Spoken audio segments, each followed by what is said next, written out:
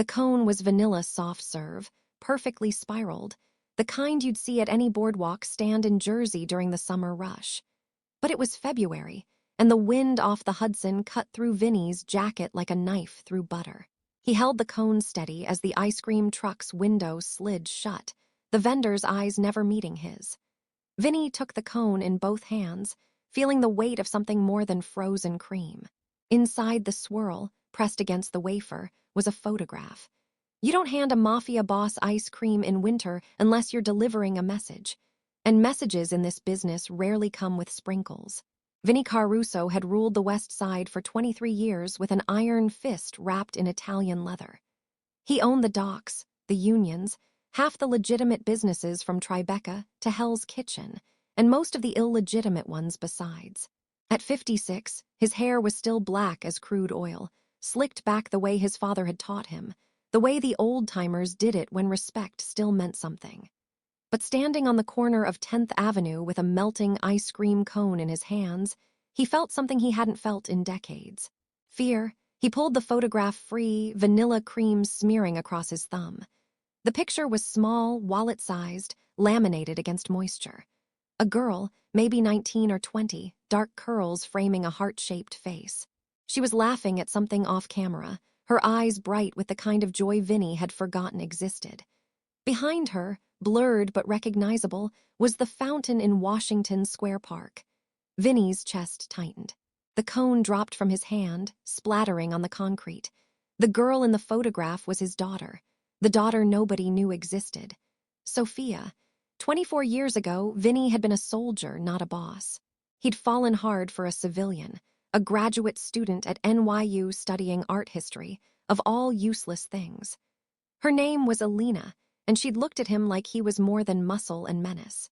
For 6 months, he'd lived 2 lives, one in blood and concrete, the other in coffee shops and museum galleries. When she'd told him she was pregnant, Vinnie had made a choice that still haunted him. He'd walked away. Not because he didn't love her, because he did. The Caruso name was a death sentence for anyone who carried it without the strength to defend it. He'd given Alina money, enough to disappear, to raise their child somewhere safe, somewhere his enemies would never look. He'd made her promise never to contact him, never to tell Sofia who her father was. Alina had agreed, tears streaming down her face, because she understood the world he lived in, because she loved their daughter more than she hated him for leaving. Vinnie hadn't seen Alina in 24 years, hadn't seen Sofia ever, until this photograph. His phone buzzed, unknown number. Vinnie answered without speaking. "You got the delivery." The voice was digitally altered, robotic, impossible to trace. "Now you know we're serious." "Where is she?" Vinnie's voice came out strangled. "Safe, for now. We're going to have a conversation, Mr. Caruso. About ledgers, about witnesses, about all the things you've buried that we need to dig up." The line went dead. Vinnie stood on the corner, commuters rushing past him like he was just another obstacle in their path. His hands were shaking. He clenched them into fists, forcing the tremor down, forcing himself to think. 23 years as boss, and nobody had ever gotten this close. His security was legendary, ex-military, ex-cops who'd crossed to the dark side for the right price. His mansion in Alpine, New Jersey was a fortress. His movements were unpredictable, his routines non-existent. But somehow, someone had found Sofia. He pulled out his phone and dialed Mickey Torino, his consigliere. Mickey answered on the first ring. "We got a problem," Vinnie said. "Get to the club now and bring Tommy and Fat Polly, nobody else." "Boss, what's—" "Now, Mickey." The social club was a narrow storefront on Mulberry Street, wedged between a bakery that had been there since 1947 and a tailor shop that laundered more than suits. Vinnie's grandfather had opened it in 1962, back when the neighborhood was still Italian, before the hipsters discovered artisanal everything. The front room had card tables and espresso machines and photographs of Frank Sinatra. The back room had soundproofing and reinforced doors. Vinnie was in the back room when his crew arrived. Mickey came first, 62, gray-haired, sharp-eyed, wearing a cashmere overcoat that cost more than most people's cars. He'd been with the family since before Vinnie took over, the only man Vinnie trusted with everything. Tommy Knuckles Benedetto followed, 6'4" and 270, hands like cinder blocks, a former Golden Gloves champion who'd found more profitable uses for his fists. Fat Polly brought up the rear, wheezing from the stairs, his nickname understating his dimensions by 100 pounds. "Close the door," Vinnie said. His voice was flat, controlled. The voice that made men confess to things they hadn't done just to make it stop. Mickey closed the door, locked it, checked the white noise generator was running. Vinnie laid the photograph on the table. "That's my daughter." The silence that followed was absolute. Mickey's face went pale. Tommy's knuckles cracked unconsciously. Fat Polly made the sign of the cross. "Boss," Mickey said carefully, "I thought you didn't have—" "Nobody knows." Nobody was supposed to know. Vinnie's finger tapped the photograph. "Someone found her. Someone's using her as leverage." "Who?" Tommy's voice was granite. "I don't know, but they want ledgers, witnesses. They want me to flip." Fat Polly whistled low. "The feds? Maybe rivals. Could be the Russians making a play. Could be the Albanians still pissed about the Doc Union situation." Vinnie ran a hand through his hair, disrupting the perfect slick. "Could be someone inside." The last words hung in the air like poison gas. Mickey's eyes narrowed. "You think we got a rat?" "I think someone knew where to find a girl who doesn't exist in any database connected to me. Someone who knew Alina's real name, where she went, what identity she's using now." Vinnie's jaw clenched. "That information doesn't exist. I made sure of it. Paid serious money to make it disappear." "Unless," Tommy said slowly, "someone was watching you back then. 24 years ago, someone who remembered." Vinnie nodded. The implications were staggering. 24 years ago, he'd been a soldier. His current enemies had been children, or hadn't arrived in America yet, or were working for completely different organizations.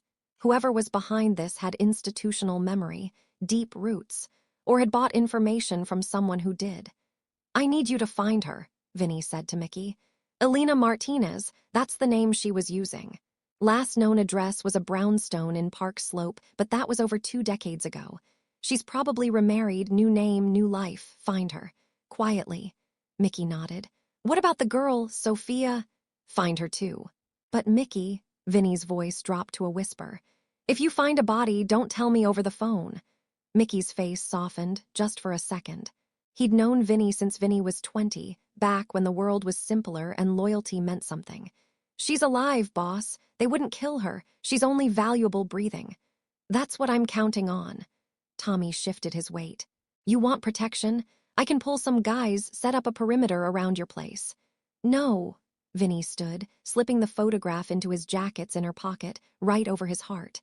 "More bodies means more chances for leaks. We keep this tight. Mickey runs the search, you two watch my back at the usual spots, and I—" He trailed off, his mind already racing ahead. "I need to visit someone." "Who?" Fat Polly asked. "Someone who owes me a favor. Someone who might know which law enforcement agency is desperate enough to grab a civilian." The someone was Detective Rachel Brennan, and she worked out of the 10th Precinct in Chelsea. Vinnie had put her daughter through Columbia Medical School after the girl's student loans had been denied. He'd done it anonymously, through a scholarship fund, but Rachel was smart. She'd figured out who was behind it. The debt had never been called in. Until now. Vinnie found her at a diner on 8th Avenue, the kind of place with cracked vinyl booths and coffee that could strip paint. Rachel sat in the back, her red hair shot through with gray, her face showing every year of her 23 years on the force. She didn't look up when Vinnie slid into the booth across from her. "I was wondering when you'd show up," she said. "You heard something." "I hear lots of things, Vinnie. Most of them I ignore because getting involved with you is career suicide." She finally met his eyes. "But yeah, I heard something." "Tell me." Rachel glanced around the diner. 2 guys at the counter, both absorbed in their phones. A waitress refilling coffee. Nobody paying attention. She leaned forward anyway. 3 weeks ago, the feds put together a task force. Multi-agency. FBI, DEA, IRS, even Homeland Security. They're calling it Operation Clean Sweep. Target is organized crime on the East Coast, but specifically they're going after legacy families. The old-school operations. She paused. "Your operation, Vinnie." Vinnie's face remained impassive. "Task forces come and go." We've survived them before. Not like this. They've got RICO warrants drafted, grand jury convened. They're building a case to take down your entire organization and seize every asset. Real estate, businesses, offshore accounts, everything. They want to dismantle the Caruso family completely. And they think I'll cooperate, hand over my people on a silver platter. Rachel's expression was grim. They think they can make you. There's rumors they've got something personal on you. Something big. Vinnie's heart rate spiked, but he kept his breathing even.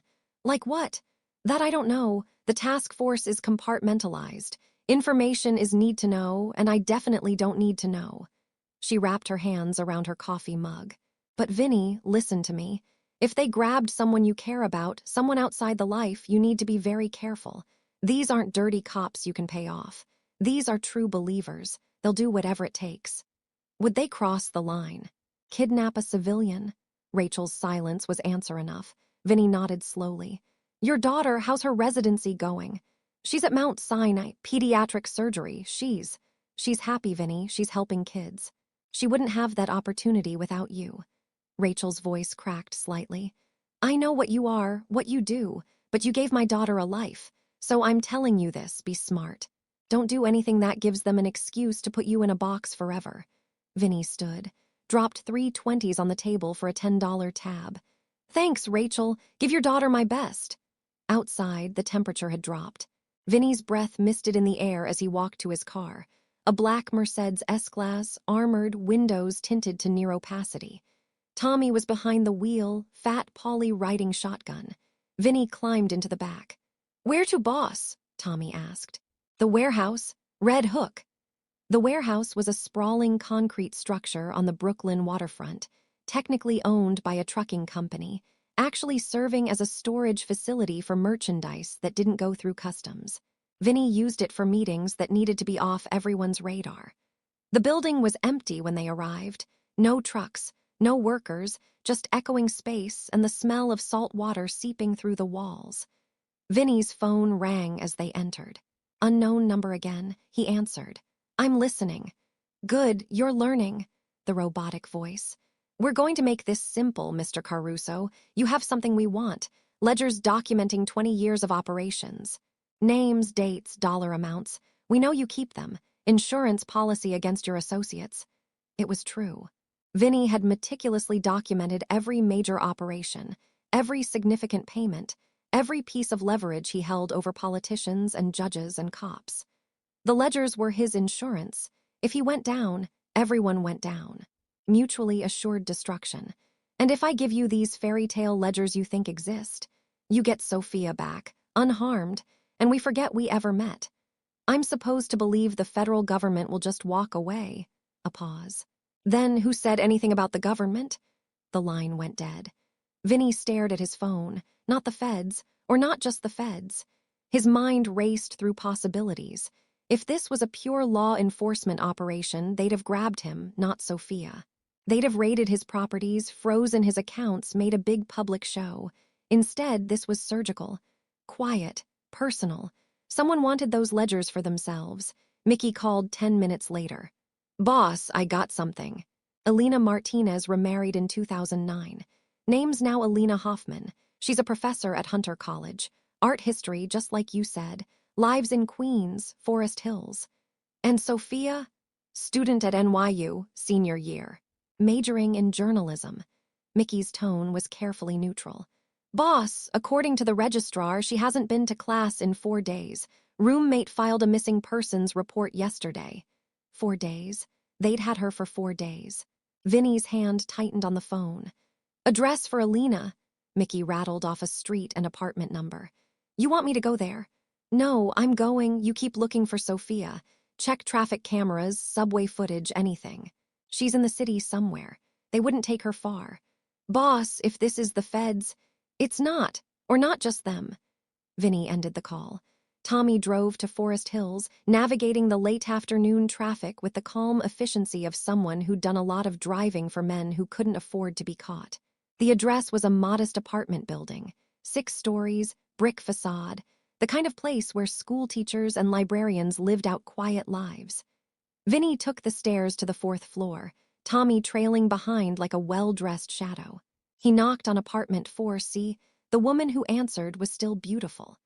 24 years had added lines around her eyes and silver in her dark hair, but Alina's face was the same. She looked at Vinnie and the blood drained from her cheeks. "No," she whispered. "No, you can't be here. Alina, I need to talk to you. You promised. You promised you'd stay away." Her eyes filled with tears. "You promised she'd be safe. She's not safe. That's why I'm here." Alina's knees buckled.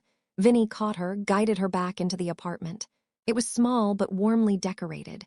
Bookshelves overflowing, artwork on every wall, photographs of Sofia at various ages scattered across surfaces.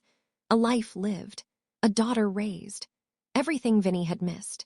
"When did you last see her?" Vinnie asked gently. "Sunday, 5 days ago. She came for dinner. She seemed fine, happy. She was working on some big story for the school paper, investigative journalism piece. She was excited about it." Alina wiped her eyes. "She didn't come home that night. Her roommate called me Monday morning. I filed a police report Tuesday. They said college kids go missing all the time. That she probably just needed space." "What was the story about? The one she was investigating?" "I don't know. She was secretive about it, said it was big. Could be her break into real journalism." Alina's voice broke. "Vinnie, what's happening? Why are you here after all these years?" He pulled out the photograph, showed it to her. Alina's hand flew to her mouth. "Where did you get this?" "Someone sent it to me. Someone who has Sofia. Someone who wants something from me in exchange for her safe return." Oh God, this is my fault. I should have told her, should have warned her." "Told her what?" Alina stood, walked to a bookshelf and pulled down a photo album. She flipped through pages until she found what she was looking for, a newspaper clipping, yellowed with age. The headline read, "Mob Boss Caruso's Iron Grip on West Side." Below it was a photograph of Vinnie, much younger, being led into a courthouse in handcuffs. Charges that had later been dropped. "3 months ago, Sofia came to me," Alina said quietly. "She asked about her father. She's 24, Vinnie. Smart, curious. She'd been digging into her own history, trying to find out where she came from. I broke down. I told her everything. Who you are, what you do, why you left." Vinnie felt like he'd been punched in the gut. How did she react? She was angry, hurt, but also fascinated. She's a journalist, Vinnie. She sees stories everywhere. And her father being a mafia boss? Alina's laugh was bitter. "That's one hell of a story." The pieces clicked into place. "She started investigating me. I tried to stop her, told her it was dangerous. But you know what she said? She said she wanted to understand you. Not to expose you, not to hurt you, but to understand who her father really was." Alina's tears flowed freely now.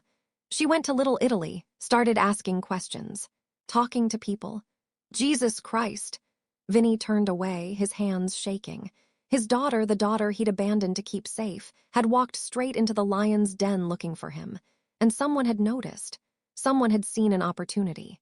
"Who knew she was asking questions?" Vinnie demanded. "I don't know. She mentioned talking to old-timers at cafes. People who remembered the neighborhood before it changed. She had a notebook filled with names and dates and..." Alina stopped. "The notebook, it's gone. The police said her apartment was ransacked. Someone took her laptop, her notes, everything." Vinnie's mind raced. Sofia had been gathering information, building a profile of him, his organization, his operations. And someone had grabbed her and her research. Not the feds. They'd subpoena that information, not steal it. This was someone else. Someone who wanted those notes for a different purpose. His phone buzzed, text message, unknown number. "Tomorrow night. Midnight, the old meatpacking plant on Gansevoort. Bring the ledgers. Come alone. If we see anyone else, she dies." Below the text was a photograph. Sofia, bound to a chair, a newspaper in her lap. Today's date visible on the front page. She was alive. She was terrified. But she was alive. Vinnie showed the message to Alina. She collapsed into sobs. He wanted to comfort her, to promise everything would be okay, but 23 years as a boss had taught him never to make promises he couldn't keep. "I'm going to get her back," he said instead. "I swear on my life, Alina, I'm going to bring our daughter home."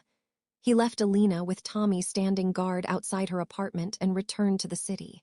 The drive back was silent. his mind working through scenarios, contingencies, angles. The meatpacking plant was a death trap, isolated, full of blind corners, easy to ambush. Whoever was behind this knew he wouldn't bring the actual ledgers. This was a kill box. They'd take him out, grab whatever he brought, and Sofia would disappear forever. Unless he changed the game. Mickey was waiting at the social club with news. "Boss, I pulled surveillance from Washington Square Park. Got footage from 4 days ago. Sofia meets with a guy, mid-30s, expensive suit. They talk for maybe 10 minutes. Then she gets into a black SUV with him. Voluntary, she wasn't grabbed off the street. She knew him, or thought she did. Here's where it gets interesting. I ran facial recognition on the guy." Mickey pulled up a photo on his tablet. Name's Marcus Webb, former FBI agent. Left the bureau 3 years ago under mysterious circumstances. Now he's a private investigator. Vinnie studied the photo. Webb had the look of someone who'd seen too much and liked it. Sharp features, cold eyes, a smile that never reached them. What kind of private investigator? The kind who specializes in extracting information from uncooperative parties. Corporate espionage, mostly.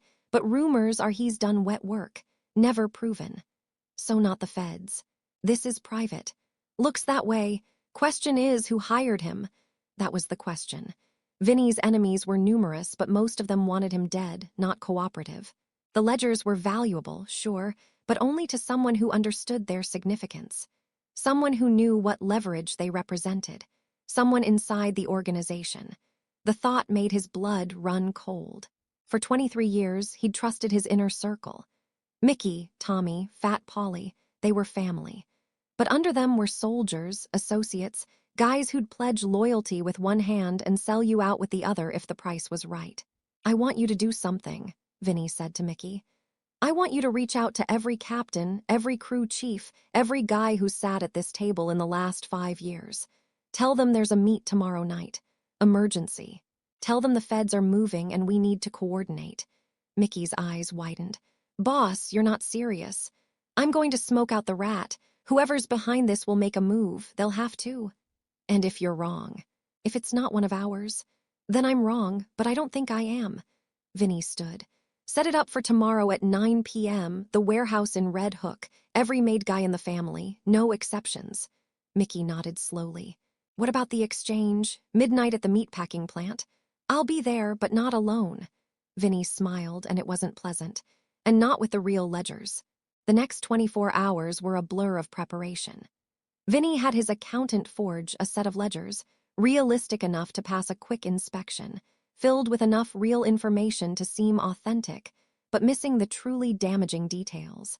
The actual ledgers were in a safety deposit box in a bank in the Cayman Islands, accessible only through biometric scan and a password Vinnie changed monthly. At 8 p.m., Vinnie arrived at the Red Hook warehouse. His crew was already gathering, 32 men, everyone from old-timers who'd served under his father to young guns barely old enough to drink. They filled the warehouse floor, talking in low voices, smoking cigarettes, checking phones. The air was thick with tension. Vinnie stood on a makeshift platform, a pallet stacked on crates, and waited for silence. "Appreciate you all coming," he said, his voice carried across the space. "I know it's short notice, but we got a problem, big problem." He told them about the task force, about Operation Clean Sweep, about the feds building a RICO case. He didn't mention Sofia, didn't mention the photograph or the ledgers or the exchange planned for 3 hours from now. "They're coming for all of us," Vinnie continued. "Every operation, every dollar, every property. They want to bury the Caruso family so deep we never see daylight again." He paused. "But here's the thing, they can't do it without cooperation. They need someone to flip, someone to testify, someone to hand them everything on a silver platter." He let that sink in, watched faces, looked for tells. "Now, I'm not saying there's a rat in this room," Vinnie said slowly. "But if there is, I want him to know something. I got insurance. Documentation of every operation we've run. Names, dates, amounts. And if I go down, everyone goes down. Politicians, judges, cops, and every single one of you." The silence was absolute. "So here's my offer.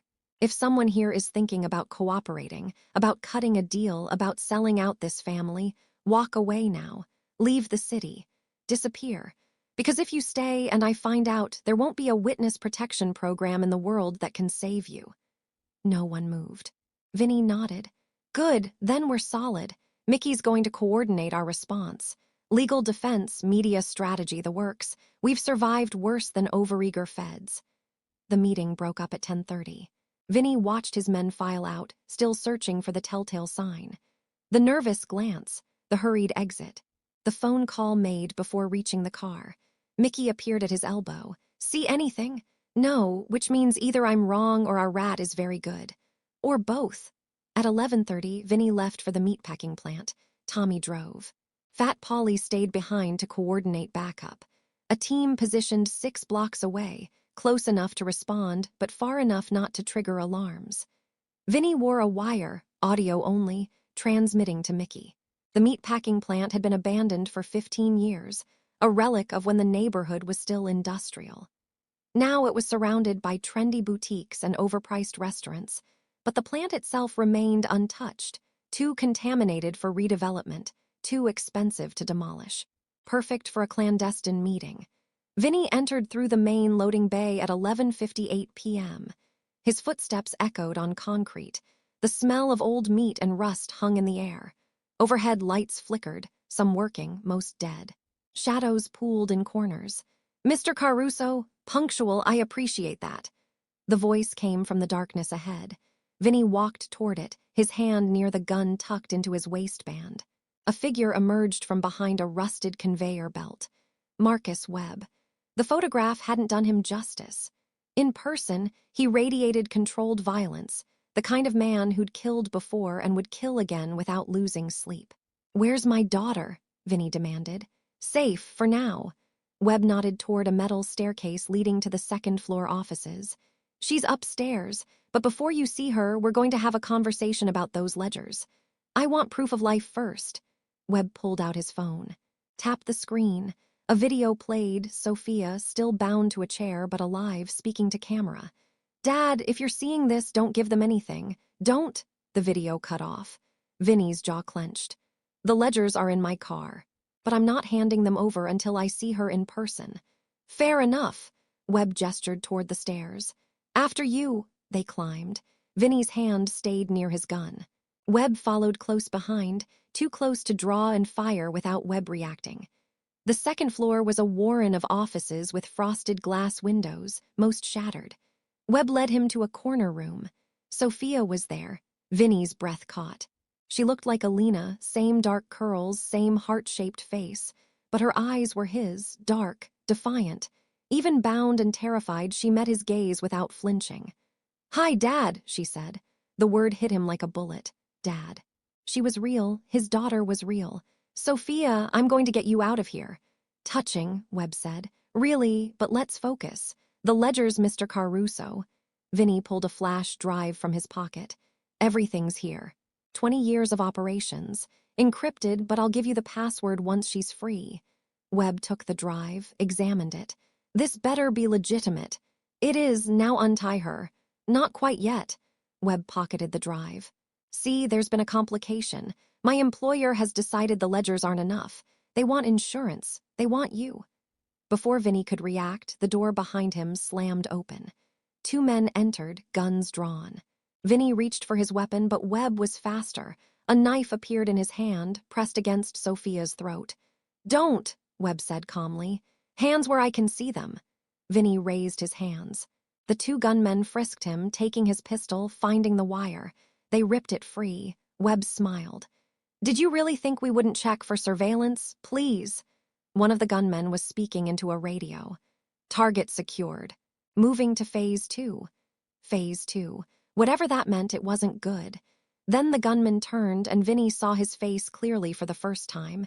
It was Anthony Rosso, a soldier, one of his own men. The betrayal hit harder than any physical blow. Anthony had been with the family for 8 years. Loyal, reliable, Vinnie had sponsored his daughter's baptism. Anthony, Vinnie said quietly. Why? Anthony wouldn't meet his eyes. Nothing personal, boss, but the feds got my kid. Possession with intent. 15 years mandatory minimum. They offered a deal, testify against you, and she walks. So you sold me out. I sold you out to protect my daughter. Same thing you're doing now. Anthony's voice cracked. I didn't have a choice, Webb laughed. Beautiful, isn't it? Father betraying father, it's poetic. Vinnie's mind raced. Anthony's betrayal explained everything. He'd known about Alina. Vinnie had mentioned her once, years ago, in a moment of weakness after too much wine. Anthony had passed that information to the feds, and the feds had hired Webb to do their dirty work at arm's length. Plausible deniability. But something didn't add up. If you're working for the feds, Vinnie said to Webb, why the cloak and dagger? Why not just arrest me? Because the feds want you alive to testify. I have a different employer with different interests. Webb's smile widened. The ledgers aren't going to the government, Mr. Caruso. They're going to someone who plans to use them to take over your entire operation. Someone who's been waiting a long time for this opportunity. Who? The third man entered the room. Older, balding, wearing a priest's collar. Father Dominic Santoro. Vinnie's world tilted. Father Santoro had been the Caruso family priest for 30 years. He'd baptized Vinnie, married Vinnie's parents, presided over his father's funeral. Every confession Vinnie had ever made had been to this man. Domnico, Vinnie whispered, using the priest's given name. Hello, Vincenzo. Father Santoro's voice was gentle, the same voice he'd used in the confessional. I'm sorry it's come to this. You're behind this, a priest? A priest is just a man with a collar, and I've spent 30 years listening to the Caruso family's sins without absolution. Every murder, every theft, every lie. Do you know how that changes a person? Father Santoro moved closer. I've kept the family's secrets, advised your father then you, watched as you built an empire on blood and fear. And I thought, why should I settle for a shepherd's salary when I know where all the bodies are buried? Vinnie laughed, a harsh sound. You want to be the new boss, you. Not the boss, the power behind the throne. With those ledgers, I have leverage over every corrupt official, every compromised judge, every dirty cop who's ever taken Caruso money. I can rebuild the organization from the ground up. Cleaner, smarter, and more profitable. Using information you got from the confessional. That's a mortal sin, Father. I stopped believing in mortal sins around the same time I realized God doesn't care what we do down here. Father Santoro nodded to Webb. Kill him, make it look like a mob hit. The daughter, too. No witnesses. Sofia screamed. Vinnie lunged forward, but Anthony's gun pressed against his spine. Don't move, boss. Webb raised his pistol, aiming at Vinnie's head, and the window exploded inward. Tommy Knuckles came through the glass like a freight train, shoulder rolling, coming up with a shotgun. He fired once. Anthony went down, chest blooming red. Tommy pumped and fired again. One of Webb's gunmen dropped. All hell broke loose. Vinnie dove for Sofia's chair, knocking it sideways as bullets chewed up the wall above them. Webb was returning fire, using Father Santoro as a human shield. Tommy advanced, methodical, professional, each shot precisely placed. Vinnie untied Sofia's bonds with shaking hands. Stay down, he ordered. She nodded, eyes wide but focused. The second gunman tried to flank Tommy. Fat Polly appeared in the doorway. How he'd moved so fast was a mystery, and put two in the gunman's center mass. The man dropped. Webb shoved Father Santoro forward and ran, disappearing into the maze of offices. Tommy started to follow, but Vinnie shouted, Let him go! Get Sofia out! Tommy obeyed without question. He scooped Sofia up like she weighed nothing and carried her toward the stairs. Fat Polly covered their exit, his massive frame blocking the doorway. Vinnie stood. Father Santoro was on the floor, clutching his arm where Webb had gripped it hard enough to bruise. The priest looked up at Vinnie with pure hatred. You can't kill me, Father Santoro said. I'm a priest. You kill a priest, you're damned forever. Vinnie S. continued out Anthony's gun, looked at it, looked at the man who'd betrayed everything Vinnie had ever confessed. Then he lowered the weapon. I'm already damned, Vinnie said quietly, but not by you. He left Father Santoro in the room and walked to the stairs. Outside, sirens were wailing. Mickey had called the cops the moment the wire went dead. Vinnie had maybe 5 minutes before the place was swarming with badges. Sofia was in Tommy's car, wrapped in Tommy's jacket, shaking but alive. Vinnie climbed into the back seat beside her. They looked at each other, father and daughter, strangers connected by blood and 24 years of absence. "You came for me," Sofia said. "Always was going to. Even though you don't know me." Vinnie's throat tightened. "I know you're my daughter, that's enough." She started crying then. Real tears, the kind that came from deep trauma and deeper relief. Vinnie pulled her close, awkward and unpracticed, and she let him. They sat like that while Tommy drove, Fat Polly following in a second car, Mickey coordinating cleanup on a dozen phone calls. By the time they reached Alina's apartment, dawn was breaking over Queens. Alina opened the door and saw Sofia. She collapsed. Vinnie caught her with one arm, held Sofia with the other, and for a moment they were a family. Broken. Incomplete, but a family. "She's safe," Vinnie said to Alina. "It's over." But it wasn't over, not really. Not yet. Father Santoro was arrested trying to board a flight to Rome. The feds charged him with conspiracy to commit kidnapping, obstruction of justice, and a dozen other counts. His lawyer tried to claim clergy privilege. The judge wasn't impressed. Marcus Webb disappeared. Despite a nationwide manhunt, he was never found. Vinnie suspected he'd left the country, assumed a new identity, and was plying his trade elsewhere. Some people were too good at survival. Anthony Russo survived his wounds. He turned state's witness against Father Santoro, then entered witness protection. Vinnie never saw him again. The betrayal still stung, but he understood it. A father protecting his daughter. How could he condemn that? Operation Clean Sweep collapsed without Anthony's testimony and the real ledgers. The task force disbanded. The warrants were withdrawn. Vinnie Caruso remained a free man, but everything had changed. 3 weeks after Sofia's rescue, Vinnie met her at a coffee shop in Greenwich Village. It was her idea, neutral ground, public place, no pressure. She was wearing jeans and an NYU sweatshirt, her curls pulled back in a ponytail. She looked so young. "Thank you for coming," she said when he sat down. "Of course." They ordered coffee, made small talk about the weather, the traffic, anything but the elephant in the room. Finally, Sofia said, "I've been thinking a lot about you. About what you do, about who you are." Vinnie waited.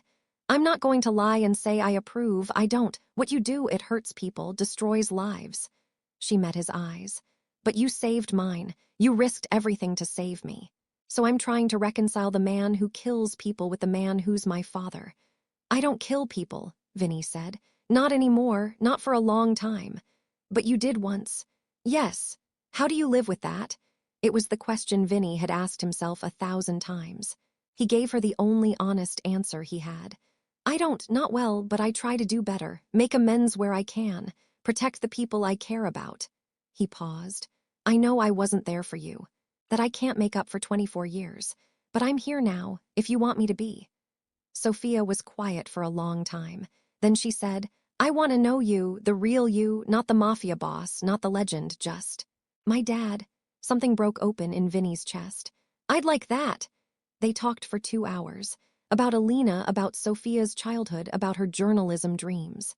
Vinnie told her about his own father, about growing up in a world where loyalty was everything and trust was earned in blood. He didn't sugarcoat it, didn't make excuses. He let her see him as he was. When they parted, Sofia hugged him. It was brief, tentative, but real. "Same time next week?" she asked. "I'll be here." 6 months later, Vinnie stepped down as boss. He appointed Mickey Torino as his successor and retired to a small house in Montauk, far from the city. He kept his hand in the business. Advisor, consigliere, the wise old man consulted when difficult decisions had to be made. But the day-to-day operations were no longer his burden. Sofia visited once a month. Sometimes Alina came with her. Sometimes it was just the two of them, father and daughter, walking the beach and talking about everything and nothing. Sofia graduated NYU and got a job at a small newspaper in Brooklyn. Her first major investigative piece was about corruption in the sanitation union. She didn't write about her father. That was his story to tell, and he never told it. On Sofia's 26th birthday, Vinnie gave her a gift, a small leather journal worn with age. "What is this?" she asked. "Your mother gave it to me the day I left." She wrote a letter to you every week for 10 years, thinking maybe someday I'd give them to you. She stopped when you were 10 because she decided you should know me as I am, not as she remembered me." Vinnie's voice was rough. "I never read them. They're not for me, but I thought you should have them." Sofia opened the journal. Her mother's handwriting covered the first page. "My dearest Sofia, you're 3 weeks old and your father left yesterday." Tears streamed down Sofia's face as she read. Vinnie looked away, giving her privacy with her mother's words. "Thank you," Sofia whispered. "Thank you for keeping these. Thank you for giving me a second chance." They stood on the beach, waves crashing around them, and Vinnie thought about the ice cream cone that had started everything. The photograph hidden inside. The message delivered in the most innocuous way possible. Sometimes the smallest things changed your entire life. The cone had been vanilla, soft serve, the kind you'd see at any boardwalk stand. But inside was everything Vinnie never knew he needed. A daughter, a future, a reason to be better than he'd been. Years later, when Sofia had children of her own, she brought them to visit their grandfather in Montauk. Vinnie taught them to fish, to play cards, to make the perfect marinara sauce. He told them stories about their great-grandmother, about the old neighborhood, about a time when family meant everything. He never told them what he'd been, what he'd done. Some stories were better left untold. But late at night, when the children were asleep and Sofia sat with him on the porch watching the ocean, she'd ask him about the life he'd left behind. And he'd tell her.